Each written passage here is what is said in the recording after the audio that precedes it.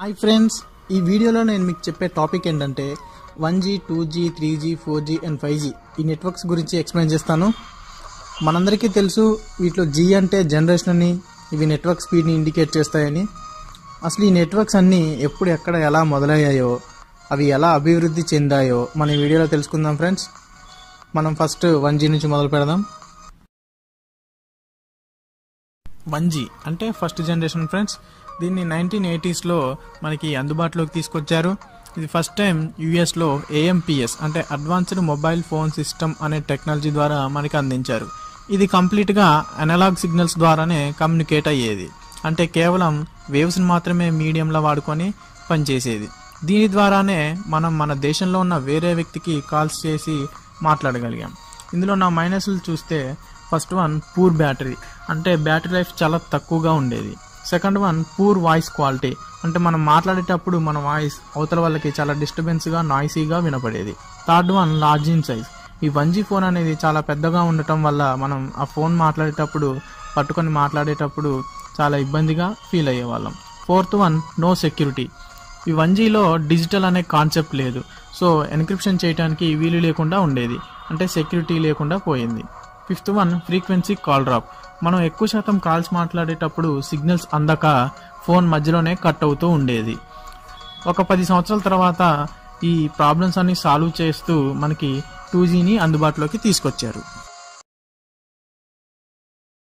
2G అంటే second generation.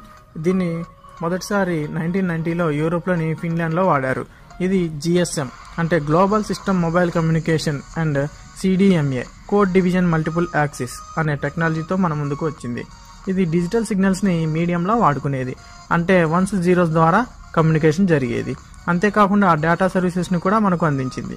ఇది మనకు 1G కంటే బెటర్ కాల్స్ అండ్ SMS పంపించుకునే సౌకర్యం కల్పించింది. దీని రేంజ్ సుమారు 9.6 నుండి 14.4 kbps ఉండేది, అంటే పర్ సెకండ్ 14.4 కిలోబిట్స్ని ఒక ప్లేస్ నుంచి మరొక ప్లేస్కి పంపించగలదు. కానీ ఇది చాలా తక్కువ స్పీడ్ అని చెప్పొచ్చు. ఇంకా 2G మైనస్ పాయింట్స్ విషయానికి వస్తే ఫస్ట్ వన్ 1 MB డౌన్లోడ్ చేయాలి అంటే చాలా టైం పట్టేది. ఒక్కొక్కసారి సగం డౌన్లోడ్ అయ్యాక ఎర్రర్ అని వచ్చేది. Second one digital signals network coverage లేని ఏరియాల్లో చాలా వీక్గా ఉండేవి. దీనివల్ల చాలా ప్రాబ్లమ్స్ ఫేస్ చేయాల్సి వచ్చేది సిగ్నల్స్ పరంగా.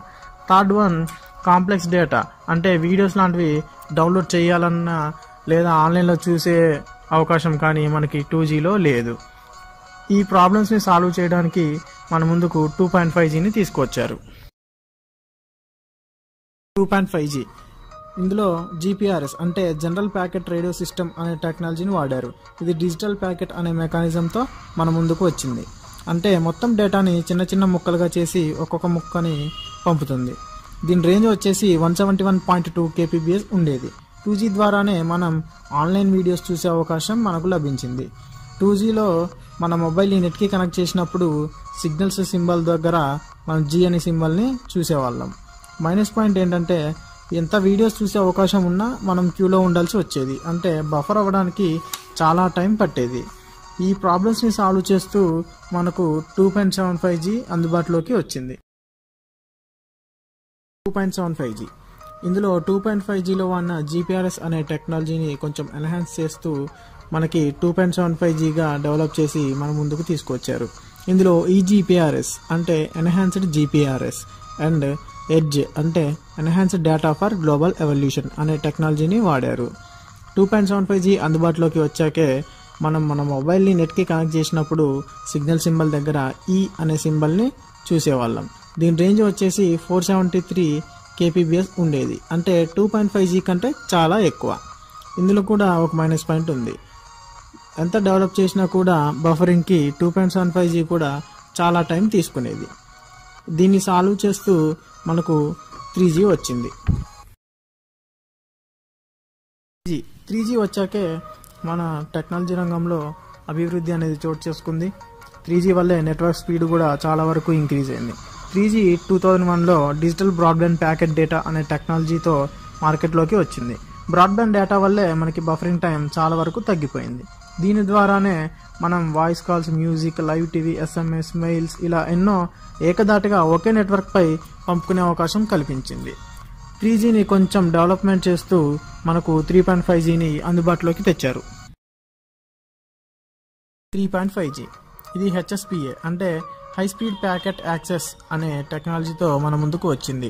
దీని రేంజ్ సుమారు 2.5 Mbps ఉండేది.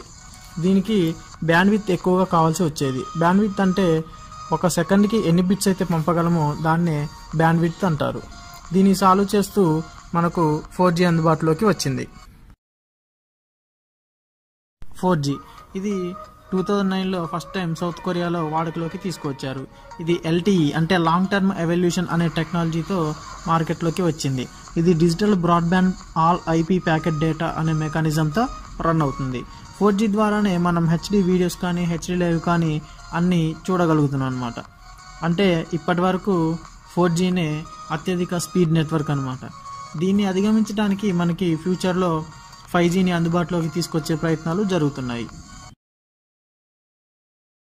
5G మనకి రాబోయే 2-3 సంవత్సరాలలో అంటే 2020 నాటికల్లా 5G టెక్నాలజీ అందుబాటులోకి రావచ్చు. దీని రేంజ్ స్పీడ్ వచ్చేసి 10 Gbps ఉంటుంది అని చెప్తున్నారు. అలాగే ఉంటే మనకి పర్ సెకండ్ 1 GB వరకు డౌన్లోడ్ అవుతుంది. ఫర్ ఎగ్జాంపుల్ మనం ఒక మూవీ వచ్చేసి 1 సెకండ్లోనే డౌన్లోడ్ చేయొచ్చు. ఇది క్వాల్కమ్ స్నాప్డ్రాగన్ 835 ప్రాసెసర్తో రన్ అయ్యే ఫోన్స్ అన్నిటికీ 5G సపోర్ట్ చేస్తుంది. మనకి 4Gలో 60 millisecond లాటెన్సీ అనేది యూజ్ చేశారు. మనకి 5Gలో అది చాలా వరకు తగ్గించేసి 1 millisecond per లాటెన్సీ అనేది యూజ్ చేస్తున్నారు. అంటే మనకి ల్యాగ్ అనేది అసలు ఎక్కడా ఉండదని చెప్తున్నారు. సో ఇది ఫ్రెండ్స్, చూశారు కదా 1G నుండి 5G దాకా ఎవల్యూషన్ ఎలా జరిగిందో.